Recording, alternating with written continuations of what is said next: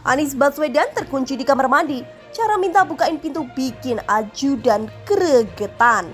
Dilansir dari suara.com. Ketika Abah kekunci di kamar mandi, saya ketok lah pintu kamarnya. Begitu saya masuk ke dalam, saya ketok, loh kok nggak ada yang nyaut, bapak nggak nyaut.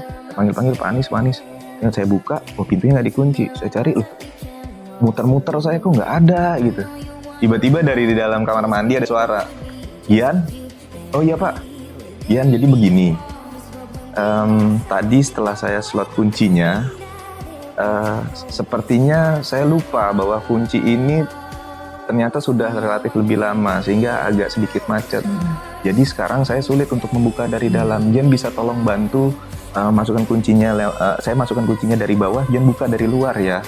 Bapak bilang, dalam hati saya Pak, Bapak tinggal bilang saya kekunci, tolong bukain. Iya juga. Bapak sempat-sempatnya ngomong panjang banget ya. Itu karena Bapak itu memang begitu. Dia itu selalu tidak enakan ke orang.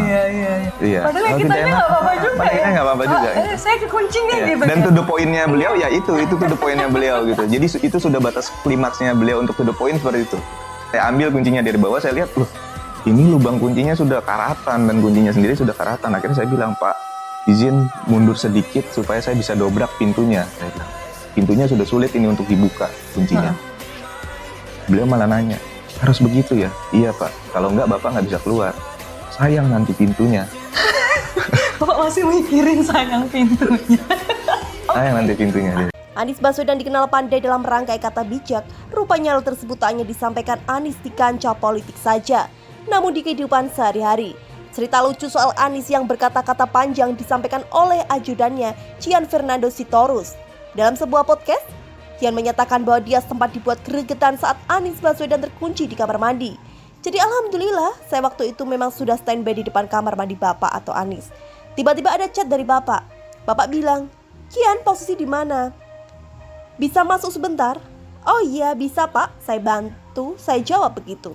Saya ketoklah pintunya, ungkap Gian dalam perbincangan yang diunggah oleh akun TikTok @langitantara. Setelah mengetuk pintu, Gian makin kaget karena Anies tak ada di kamar mandi tersebut.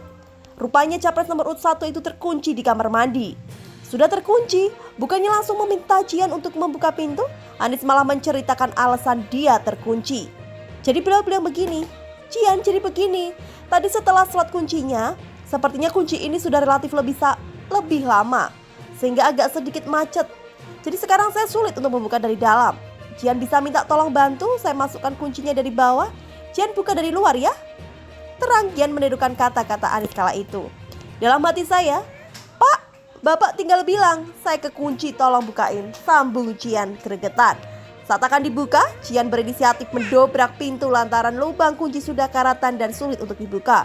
Beliau malah nanya, harus begitu ya? Sayang nanti pintunya, saut Anies yang justru memikirkan pintu kamar mandi rusak.